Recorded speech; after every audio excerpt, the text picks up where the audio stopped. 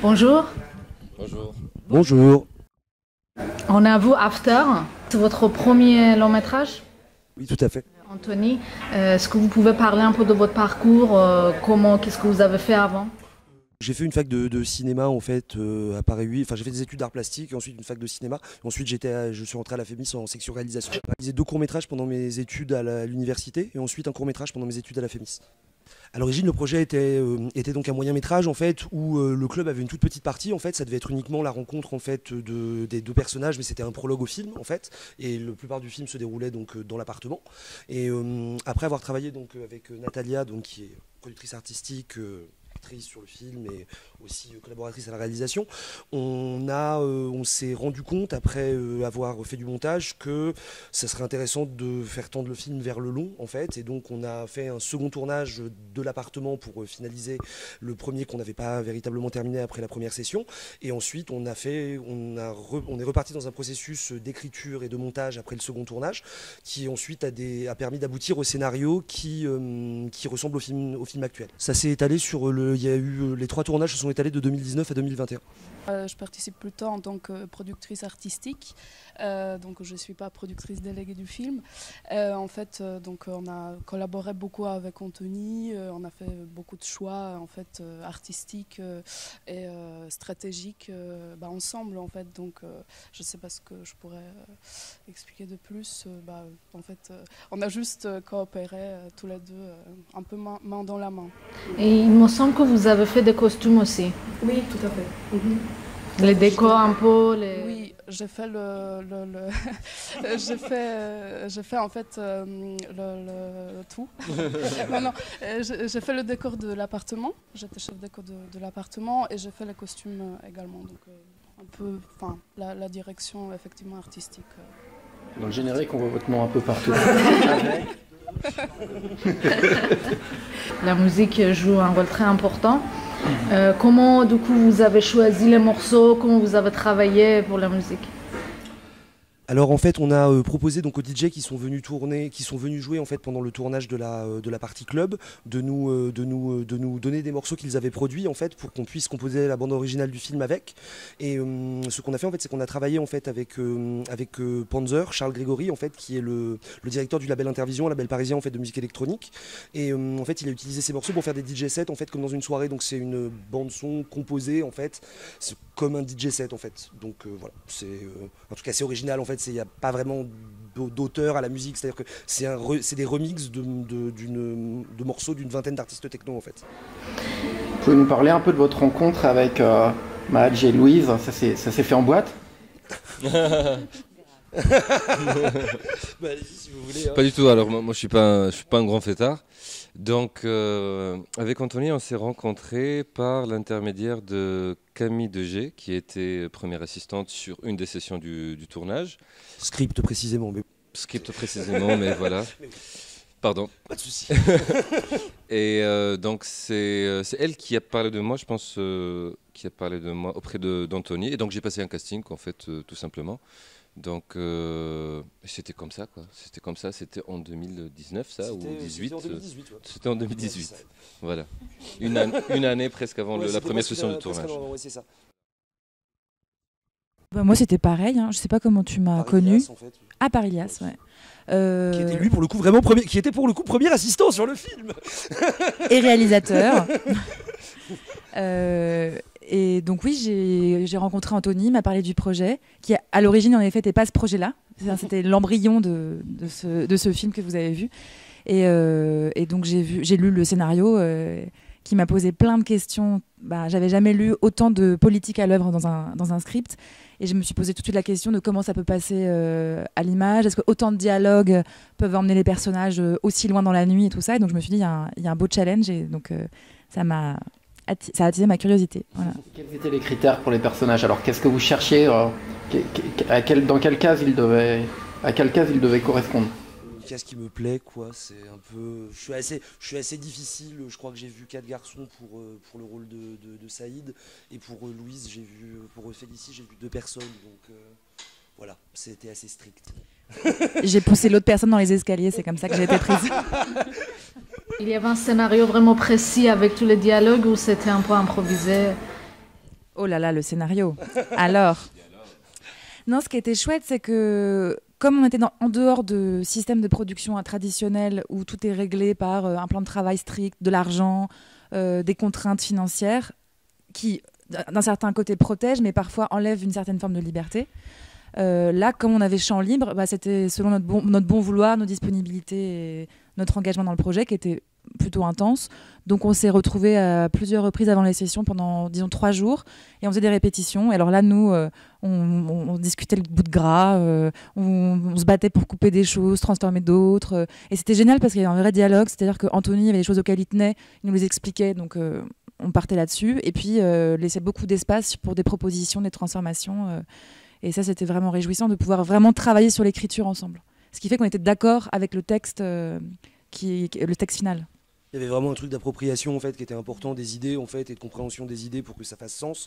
Et c'est aussi un travail qu'on a effectué avec tous les personnages secondaires en fait de la boîte de nuit. Tout le monde est un peu auteur de ses dialogues en fait. C'était des trames narratives en fait, les petites séquences etc de la boîte de nuit. Il y a aussi beaucoup d'impro en fait qui tournent autour de ça. Donc il y a vraiment un truc d'appropriation par l'acteur en fait dans le film qui me paraît vraiment important en fait pour que ça crée sens et que les gens soient là en fait et jouent bien. Sur la forme, il y a un aspect formel qui se voit, c'est l'aspect champ contre champ, on va dire, quelque part. C'est-à-dire il y a un peu de lumière dans l'appartement, et puis il y a d'autres lumières dans la boîte de nuit. C'est 2 mondes qui se répondent et qui coïncident les uns avec les autres et qui s'intermêlent.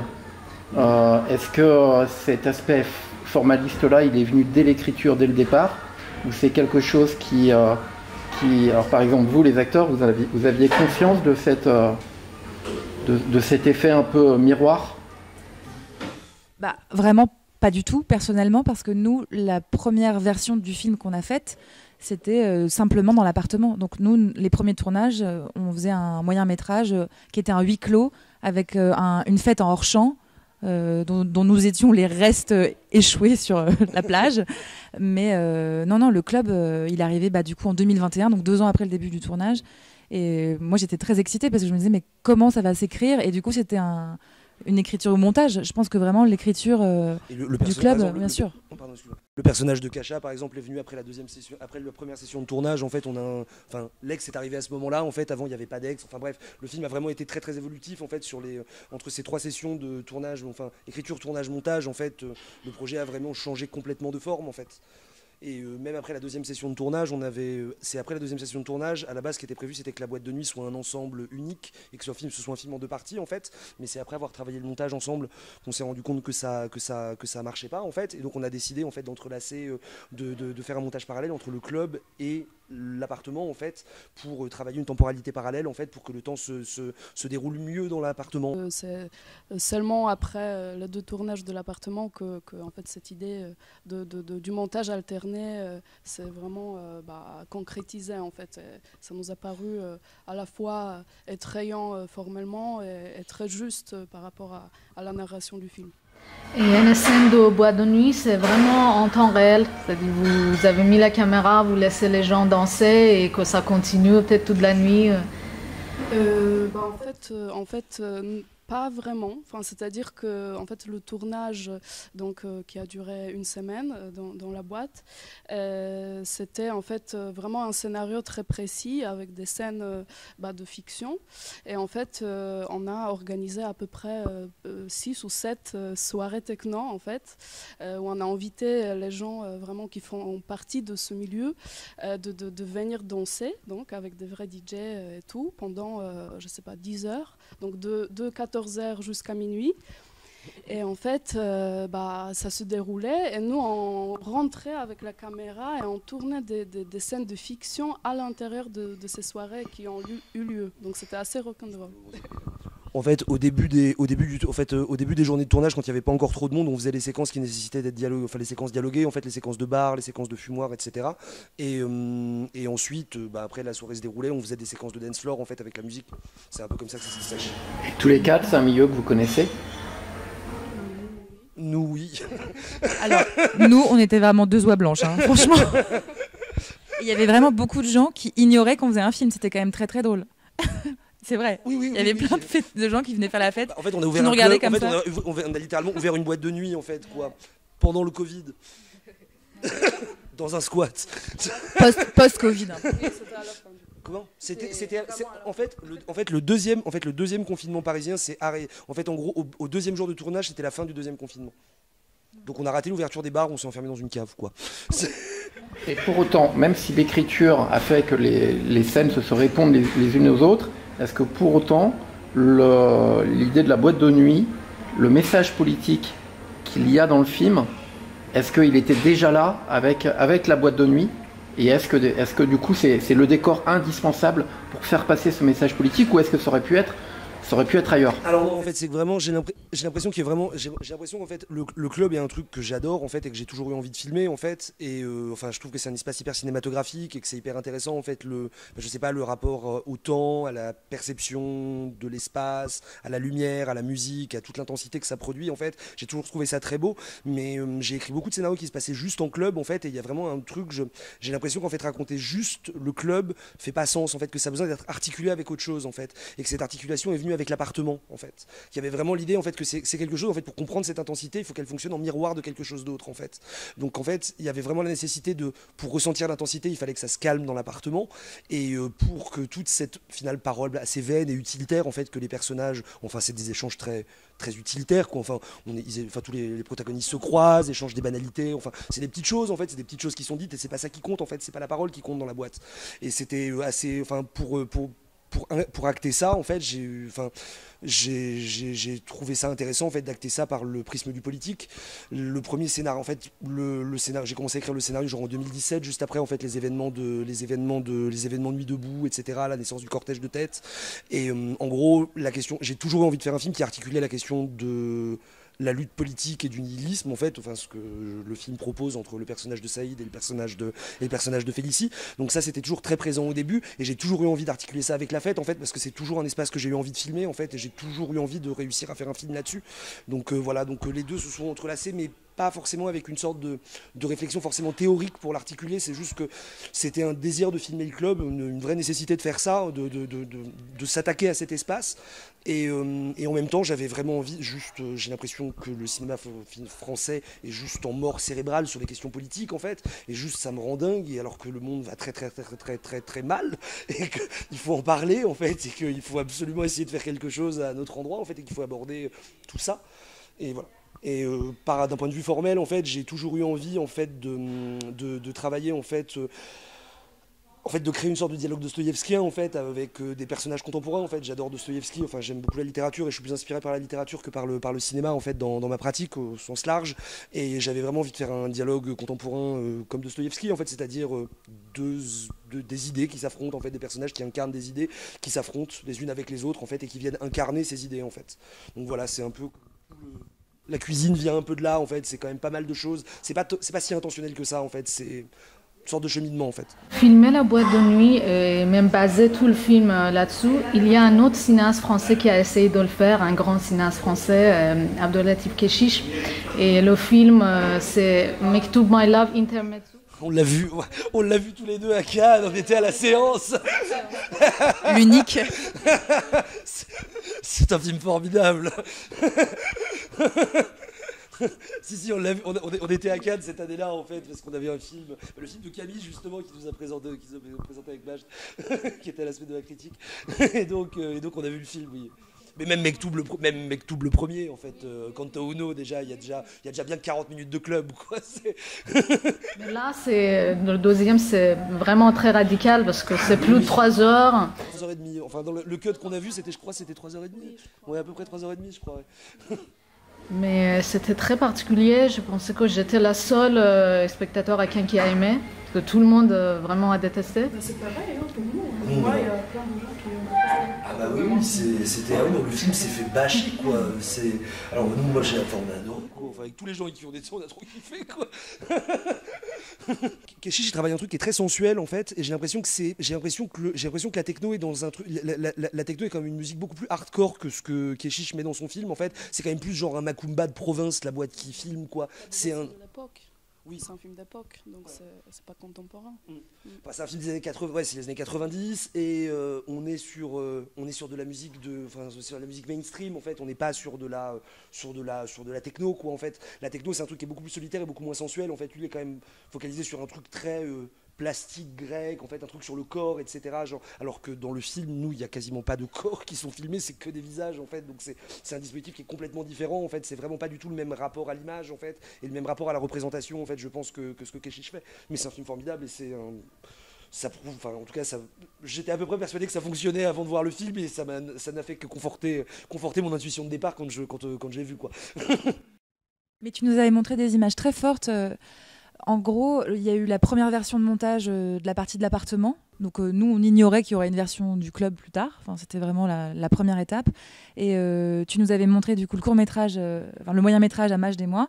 Et aussi des images que tu avais tournées en club. Des images qui étaient tournées en 16, c'est ça ? C'est ça, ouais. Et des images moi qui m'avaient vraiment frappée. Et donc c'est des images donc tourné par Anthony et par toi aussi. Ouais, on était ensemble. Ouais, vous étiez ensemble, c'est ça ? Nathalie était filmée aussi. Ah ouais, les plans étaient magnifiques et en fait donc c'était des visages très très près, donc en pellicule avec une espèce de lumière au point qui faisait des visages complètement incandescents et c'était un travail sur la transe, les visages qui transpirent et moi je me rappelle j'avais été complètement subjuguée par ces images.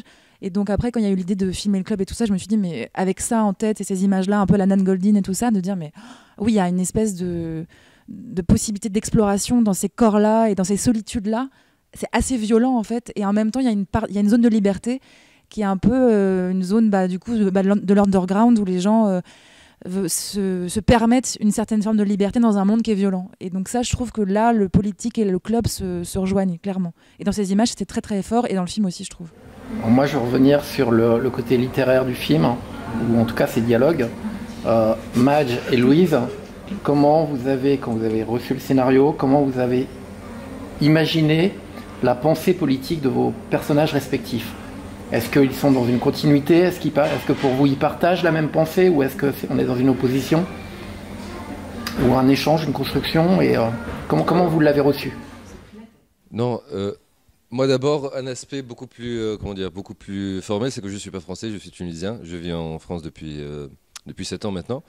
Et je suis assez à l'aise avec la langue française. Mais quand j'ai vu les dialogues du scénario d'Anthony, je me suis dit, ah waouh, c'était une claque quand même pour moi, parce que je pense que c'est l'une des premières fois où je jouais en français. J'ai déjà joué en français, mais des répliques assez plus courtes que les monologues d'une page et demie que j'ai vu dans le scénario d'Anthony. En plus, il y avait un phrasé particulier pour le personnage de Saïd qui n'est pas le mien dans la vie quoi. Et donc ça a pris, c'était beaucoup de travail pour moi d'apprendre des monologues entièrement en français avec des mots. L'argot, le verlan, plein de formulations. Pour moi, c'était une petite formation de verlan aussi, parce que c'est comme une autre langue. Hein. Enfin, je veux dire, il y a des moments où on a dû on t'expliquait des choses. Même moi, il y avait des mots que je comprenais pas, parce qu'on n'a pas du tout le même débit. Ce qui est intéressant, en fait, c'est que la mitraillette qui est là, moi, je parle très vite, mais il me couche, et qu'en fait, les dialogues ont un rapport à la parole. C'est un flux, c'est un flow, et c'est des paroles qui engloutissent. Et du coup, moi, ça allait parce que bon, c'est un langage contemporain, urbain, que je gère, quoi. Mais pour Maj, des fois, c'était vraiment une autre langue, c'était un métalangage, quoi. Oui. Et en plus, ce que tu viens de dire sur le flow, en fait, les deux personnages, surtout dans l'appart, ils parlent avec un débit qui est vraiment dans la vie le débit d'Anthony. C'est-à-dire 4000 mots par minute. Mais avec en même temps, ce qui est impressionnant chez Anthony, je trouve, et dans les dialogues, c'est que c'est un grand débit avec des idées à la fois très, très élaborées, très complexes et vraiment très précises. C'est-à-dire que c'est pas juste pour bavarder, c'est vraiment une complexité de pensée et parfois j'ai du mal à suivre. Et c'est vrai parce que il y a un débit et donc ça je l'ai retrouvé dans le dialogue chez les deux personnages. Et donc pour revenir à votre question sur la pensée politique, je pense que les deux personnages ils sont d'accord sur le constat du présent. C'est que comme Anthony vient de dire, c'est que on est mal barré quoi, ça va mal dans la société, dans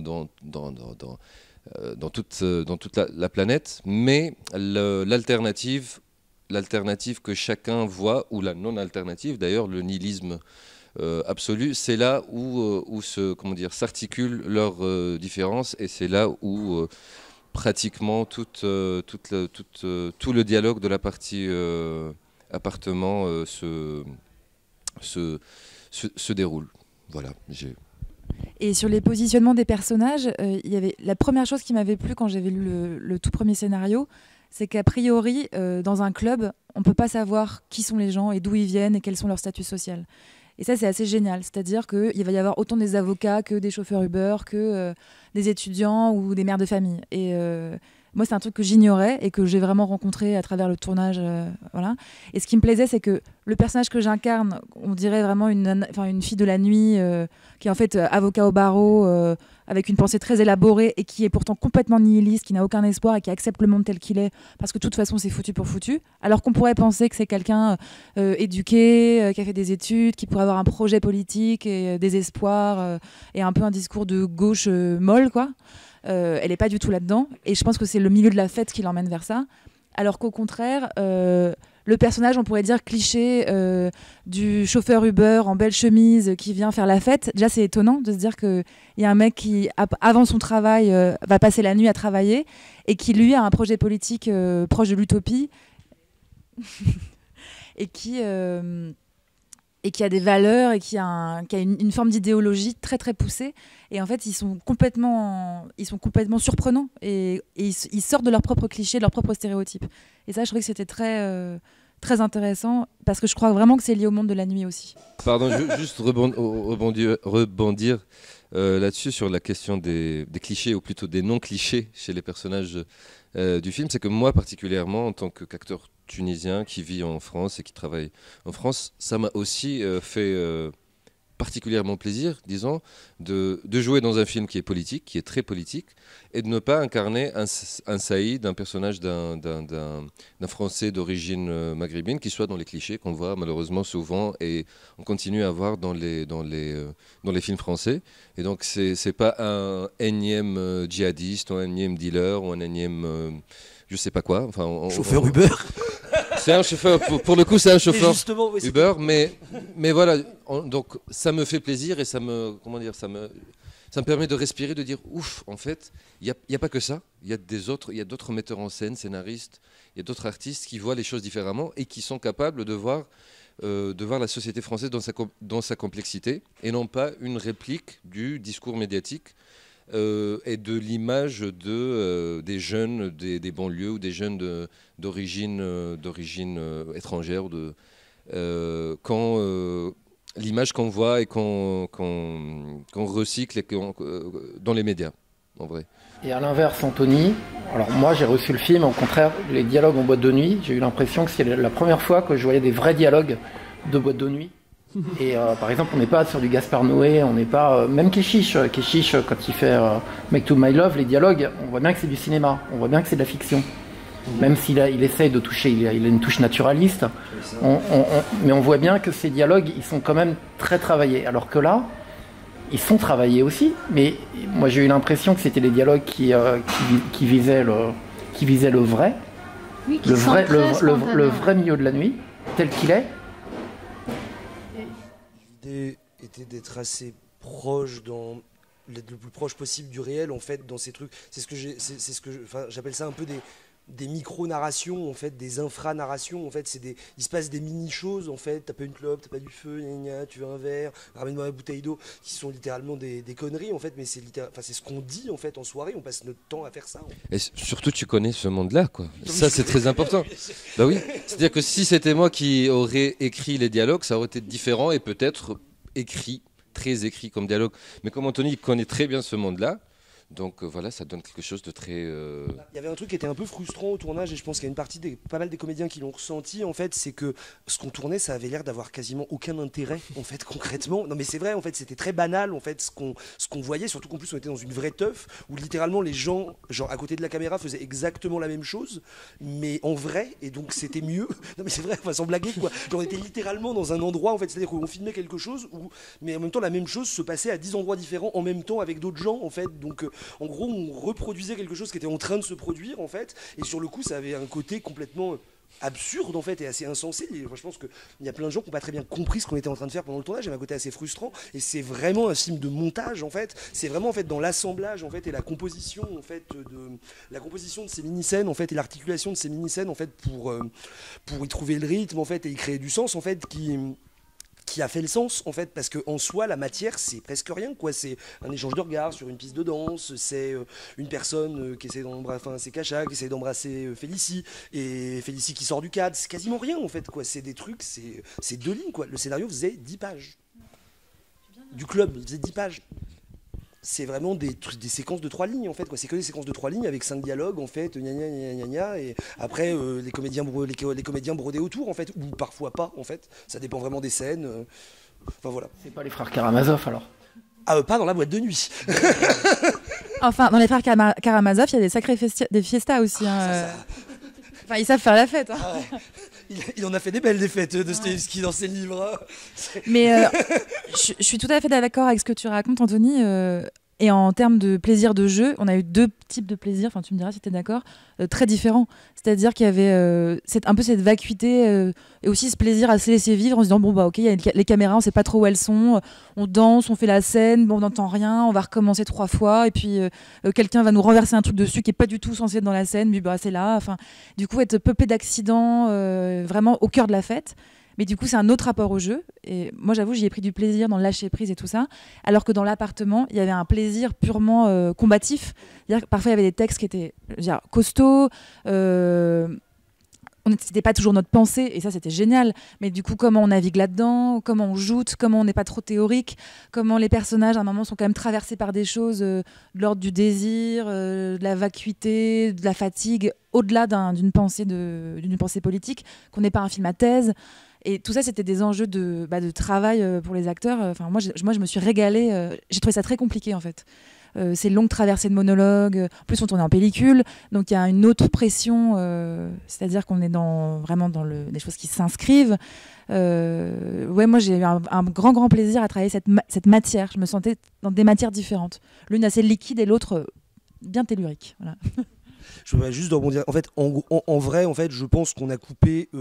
la moitié du dialogue, en fait, on a tourné 2 fois plus, en fait. Oui. Concrètement, c'est à peu près ça, je sais pas, c'est à peu près la moitié, je pense. J'ai pas encore vu le film, ouais, je non, sais pas. T'as pas vu le montage. Mais je pense, il y avait 2 fois plus de dialogue à la base, en fait. C'était un film, en fait, vu que l'appartement avait une place beaucoup plus importante, en fait, c'était un film dans un dispositif très eustachien, en fait, genre où vraiment la parole portait tout le film, en fait. Et avec l'arrivée de la discothèque, en fait, la parole est devenue quelque chose parmi autre chose, en fait, et ça s'est articulé en quelque chose de final beaucoup plus naturaliste et beaucoup plus... normal, on va dire, au niveau des rapports de durée. Enfin, je sais pas, la conversation sur le lit, en fait, dans la chambre, devait durer 15 minutes, en fait, à la base. Je pense que dans le premier montage, elle durait 15 minutes. Le premier montage faisait 35 minutes, en fait. Et il n'y avait pas la fin il y avait juste une partie de l'appartement. Donc, enfin voilà, faut juste imaginer le truc. J'avais déjà un peu coupé, donc il y avait vraiment beaucoup plus de matière que ça. Alors que maintenant, je pense que la séquence de conversation sur le lit et sur le canapé, ça fait même pas 9 minutes à l'échelle du film, quoi. Donc, il y a eu un vrai travail de ciselage, en fait, avec qu'on a fait pendant 2 ans, pendant les pré-montages, on va dire, on a déjà épuré, réécrit. Et dans la phase finale de travail avec Joran, le monteur du film qui est arrivé en dernier, donc qui connaissait pas le projet, il a vraiment amené un regard neuf là-dedans, en fait, pour venir recréer une dynamique à l'intérieur des dialogues, en fait, et de ces deux gros morceaux de dialogue, en fait, pour les rendre le mieux possible, quoi. C'est ça. Et pour affiner la pensée justement à l'intérieur, pour vraiment choisir ce qu'on voulait dire, vu que le truc s'est passé sur 3 ans, enfin 2 ans sur le dialogue, enfin bref, les gilets jaunes ont été au présent et au passé.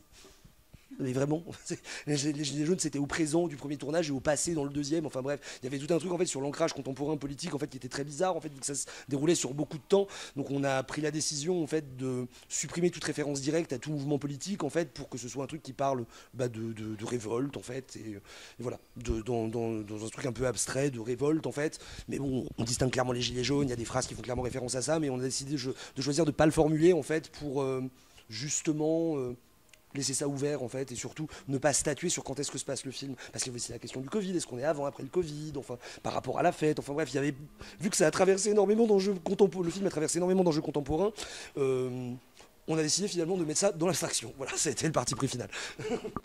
Justement, j'avais une question là-dessus. Où vous vous situez politiquement parlant? Est-ce que vous vous approchez au discours Je suis anarchiste, j'ai envie de tuer les riches. Moi, je suis de droite libérale. Non, je déconne. Je suis d'extrême gauche, très à gauche. Non, Non, je suis anarchiste. Vous je suis a- d'extrême gauche. Vous approchez de discours philosophiques Non. radicaux qui existent en France. Ah oui, beaucoup, oui, vraiment. Pas Ouais. tout dans le film. Enfin, Comment? c'est pas la pensée exacte. Non, du c'est film. pas la- Elle est, la elle est pensée- diffractée dans le film. Non, la Ouais. pensée du film, c'est vraiment. Je suis entre. Merci. Moi, je pense entre les deux personnages, en fait. Moi, c'est les deux parties de mon cerveau, en fait. C'est que je suis complètement nihiliste et complètement pessimiste par rapport à la marche du monde, mais j'ai quand même envie d'y croire, en fait, parce que sinon on se flingue. Donc, je suis. C'est un dialogue entre moi et moi-même, en fait. Enfin, c'est vraiment une opposition entre moi et moi-même et mon pessimisme et mon optimisme, en fait. C'est comme ça que je me positionne. Mais politiquement, je suis positif. Enfin, je suis anarchiste. Quoi. Donc, Dans le nihilisme, il y a eu un grand film cette année, il y a eu Pacifiction, qui lui, par contre, travaillait la langue d'une manière très sophistiquée. Vous l'avez vu? oui, bien sûr. Ouais. Ah, pour moi, la pensée de Serra, elle est nihiliste. Oui, c'est très nihiliste. C'est pas. Je dirais pas qu'elle est nihiliste.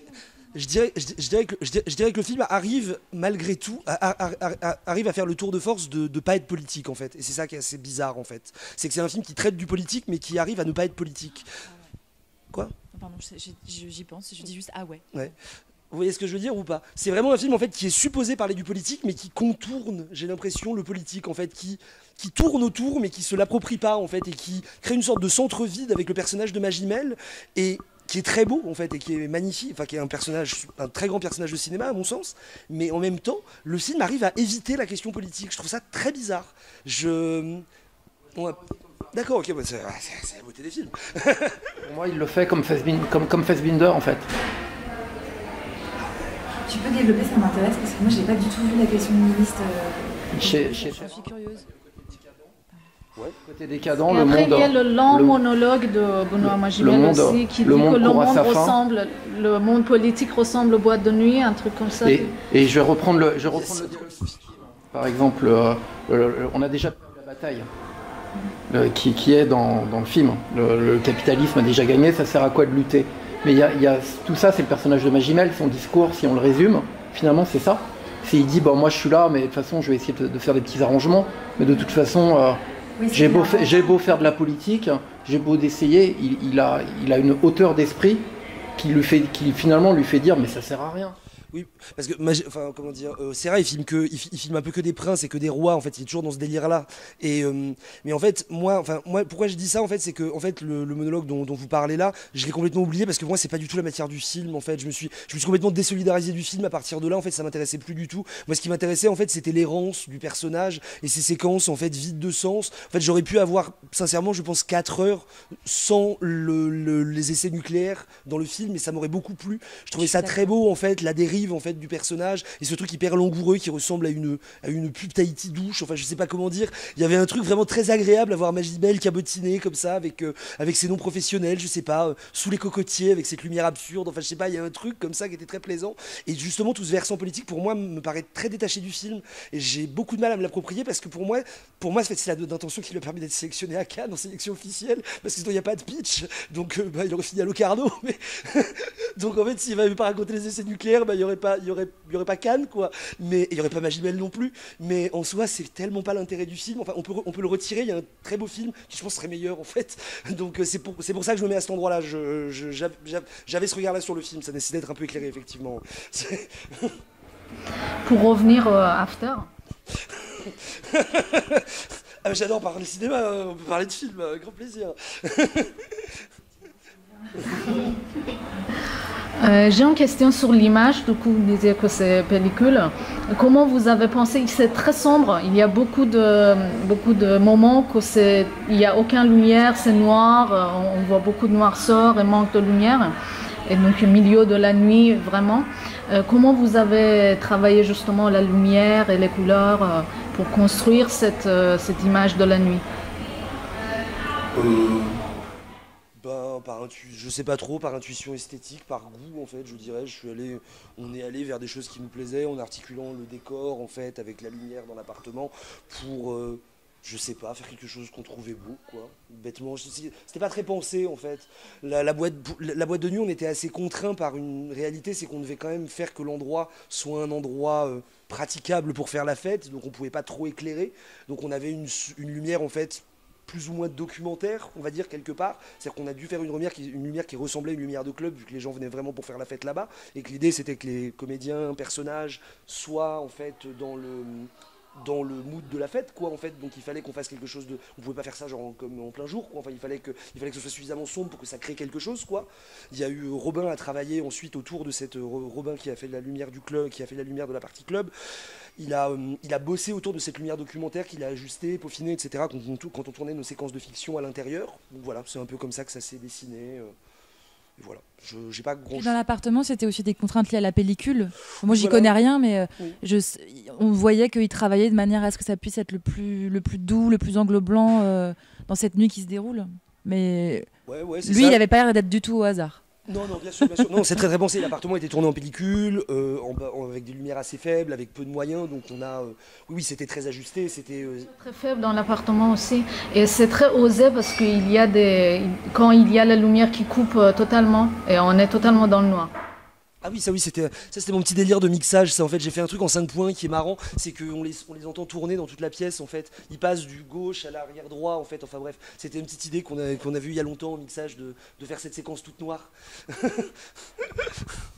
Et la vacuité qui est au début et à la fin. Au début, on a le parking qui est vide pendant quelques minutes. Et puis la fin aussi, quand il est dans la voiture et les roues sont vides. C'était un cadeau du Covid, ça. C'était la fin du premier confinement. Le dernier jour. Le dernier jour du... Voilà, c'était vraiment la toute dernière possibilité de faire ça comme ça, parce que c'était aussi après, la rue était complètement fermée, en fait. La rue de Rivoli, le lendemain, la rue de Rivoli est devenue cycliste. Donc on a vraiment tourné le dernier jour possible sur la rue de Rivoli. Il est là, il n'y a personne, il n'y a rien, c'est tout un froideur en fait que j'ai senti. Qu'est-ce que cela veut dire pour vous, être les roues vides, voilà. J'adore les espaces vides déjà pour commencer. J'adore les déserts, j'adore les grands espaces vides, c'est un truc qui m'anime, je sais pas, esthétiquement. Et ensuite, en fait, je voulais faire une séquence en fait très fantasmatique en fait, comme avec Onirique, comme avec le bruit de la manifestation, comme avec la montée de lumière en fait. Il y avait une idée en fait enfin, je voulais quand on sortait de cet appartement en fait que le monde soit étrange en fait et que quelque chose se passe et d'essayer d'imprimer d'une manière ou d'une autre en fait dans le réel, dans l'image en fait quelque chose d'étrange. Et les manifestations qu'on ne voit pas, on entend juste Pour moi, c'est les sons et les bruits des gens qui crient, etc. et qu'on ne voit pas. Pour moi, c'est une réminiscence c'est plutôt une réminiscence du personnage de Saïd. En fait, c'est plutôt de l'ordre de la projection mentale, on va dire, que quelque chose qui est véritablement en train de se passer. La rue est vide, en fait. Ensuite, on a monté après le titre un plan avec l'Arc de Triomphe, avec les voitures qui roulent. Il n'y a pas de manifestation. Enfin, en tout cas, j'ai essayé par tous les moyens formels de raconter que c'était onirique. Mais je pense que c'est toute la fin du film est très libre d'interprétation. En fait, je pense. Je voulais justement, le monteur a suggéré pendant longtemps qu'on pouvait couper quand il conduisait dans la voiture et que le film aurait très bien pu se terminer comme ça, en fait. Et c'est vrai. Et parce que j'ai eu beaucoup de mal à expliquer la fin, à comprendre comment faire la fin du film, le plan de l'Arc de Triomphe et le plan des danseurs, en fait, des derniers danseurs, en fait, avec le générique. C'est quelque chose que j'ai tourné l'été dernier pendant le mixage, voilà. Enfin, donc c'est un truc qui a été très long à mettre en place et qu'on a vraiment eu en dernier. Et donc, en gros, ce qui s'est passé, c'est que cette fin de film est vraiment venue au dernier moment, en fait. Et c'est la copie qu'on a envoyée à Berlin, en fait. Et Berlin, le premier festival auquel on a envoyé le film, où le film était vraiment complet. Et le parking a été tourné aussi à ce moment-là. Avant, le film n'avait pas son début et pas sa fin. Et donc, c'était très difficile à expliquer. Et donc, en gros, j'ai toujours eu l'intuition qu'il fallait que le film ouvre sur une énergie festive, en fait, parce que je trouvais ça beau, en fait, que le spectateur parte, en fait, sur de l'eurodance, sur du Benny Benassi, plus que sur un personnage qui conduit en fait et sur une histoire de couple en fait, une histoire potentielle, une histoire d'amour potentiel en fait qui va continuer, ou l'histoire avec Kacha qui va peut-être, enfin on ne sait pas en fait, de rester sur cette sorte un peu de truc assez, comment dire, très personnage en fait, très narratif. J'avais vraiment envie de réouvrir sur le politique en fait à la fin et aussi de donner une énergie au spectateur en fait, c'était vraiment ça, j'avais vraiment envie que le spectateur quand il sort de la salle, ait envie d'aller faire la teuf quoi. Vous voyez de quoi je parle quand je parle de son débit de parole? C'est exactement ça. C'est voilà, concentration de 3000 idées dans 30 secondes de parole. Impressionnant. Pour Louise, la manière dont vous construisez votre carrière au cinéma. Parce que des fois, on ne construit pas tout. Parce que les premiers films amènent parfois des propositions qui ressemblent. Mais vous, particulièrement, vous suivez un chemin si je dois parler d'une actrice, je pense à Charlotte Rampling, bizarrement. Que j'aime beaucoup, alors ça me touche. Le rôle que vous jouez dans ce film est plus mature que votre rôle précédent dans Le Monde après nous. Ah oui. Est-ce que c'était vraiment challengeant de jouer un rôle vraiment différent? Je les ai tournés en même temps et ils ont la particularité ces deux films d'avoir été tournés sur des longues périodes, donc par session. Donc c'est intéressant de les mettre en regard. Et sur les conditions de production aussi, c'est des oui, films qui ont et été des faits. films très légers où le scénario s'écrivait au fur et à mesure et tout ça, et qui était aussi un premier film. Donc ils ont des points communs. Alors il y a plusieurs questions, donc je vais répondre un peu en slalomant. Sur celui-ci, en tout cas, moi quand j'ai lu le scénario, j'ai été tout de suite emballée à l'idée de jouer un personnage que j'avais jamais joué, qui était plus brutale, plus incisive et plus désespérée peut-être que d'autres personnages que j'avais pu jouer, et qui était plus complexe finalement, et qui était pas. Et je crois que c'est un peu dur ce que je vais dire, mais je crois que c'était l'une des premières fois que je ne jouais pas la copine de quelqu'un. C'est pas vrai, hein. J'exagère un petit peu, mais au bout d'un moment, en travaillant, j'ai commencé à comprendre un peu les endroits où je voulais aller, et là ce film m'a offert cette possibilité-là. Par exemple, moi j'ai pris un cours de drogue, par exemple, j'avais jamais pris de cocaïne, donc voilà, on m'a fait sniffer du lait Candiabi en poudre, j'ai eu un stage, voilà, des trucs comme ça. Voilà. Alors qu'avant je faisais plus des stages d'orgue ou de hautbois. Bon, c'est bien, ça m'a changé. Non, et en fait mais c'est aussi je te remercie pour ça aussi, c'est qu'à un moment malgré nous, en fait, le cinéma crée une image de nous. Moi, je pense que les films que j'ai pu faire m'ont emmené dans une image un peu éthérée, de jeune première ou aspirante tragédienne aussi, des choses comme ça. Alors que moi, je suis quelqu'un de très... je veux dire, j'aime me marrer, j'ai pas la langue dans ma poche, et j'avais jamais eu des personnages qui étaient, je sais pas comment dire, hauts en couleur et très affirmés. Et donc voilà, donc ça c'était une première partie. Et la hop body léopard, quoi. Voilà, il y a un moment donné, il faut. Oh yeah. Non, et sur les choix de carrière, alors je vais vraiment le dire sans fausse modestie ou quoi. Vraiment, le tout début, j'ai eu une chance pas possible, quoi. C'est que j'ai commencé avec un réalisateur, moi, qui a façonné mon rapport au jeu et une certaine vision du cinéma, qui était Philippe Garrel. Qui répétait ses films, qui était dans une espèce d'ascèse par rapport au nombre de prises, une vraie rigueur dans la tenue d'un tournage, donc on tournait en 20 jours. Et moi j'ai cru que c'était ça le cinéma, j'ai cru qu'on faisait une prise, qu'on répétait, et que chaque dialogue était pensé, mesuré. Après c'était génial. Et donc ça m'a emmené tout de suite dans un chemin de cinéma particulier, donc c'était avec Nadav Lapid, et puis ça a continué. Donc les premiers, vraiment c'était la fête, je me disais, oh, c'est ça le monde du cinéma, c'est génial. Oh là là, si j'avais su. Et donc après, j'ai commencé à avoir des propositions, des choses qui me plaisaient pas, et là tout de suite la question se pose, c'est-à-dire quelle est notre liberté comme artiste? Est-ce qu'à un moment on fait une carrière, ou est-ce qu'on est artiste comme on ferait une carrière comme un peintre en fait, ou comme une autrice de romans et moi j'ai une chose qui me sauve, c'est le théâtre. Donc je gagne ma vie avec le théâtre, j'aime ça, jamais je sortirai des planches. Mais c'est ma liberté, c'est-à-dire qu'au cinéma, je fais vraiment ce qui me plaît. J'attends pas que mon téléphone sonne pour vivre. Et je pense que c'est là ma liberté. Et donc du coup, c'est des choix. Donc oui, en effet, parfois, il faut s'asseoir sur de l'argent et faire des films qui n'en ont pas. Mais je sais que là-bas, je serai plus libre, et je peux aller dans des endroits qui me mettent en lien au monde. Et je crois que c'est ça, être un artiste. Voilà. Et donc, de toute façon, faire autrement ne m'est pas possible. J'ai essayé, j'ai raté, donc j'ai pas le choix. Voilà, c'est comme ça. On vous souhaite bonne chance pour la projection. C'est gentil, merci. C'est dans quelques heures, là, maintenant. On y est, là, ça y est. On a assez hâte. Et merci beaucoup. Merci à vous, merci d'avoir regardé le film avec autant Merci d'attention, beaucoup. et bref, toutes ces bonnes questions. Enfin bref, merci beaucoup pour votre regard affûté.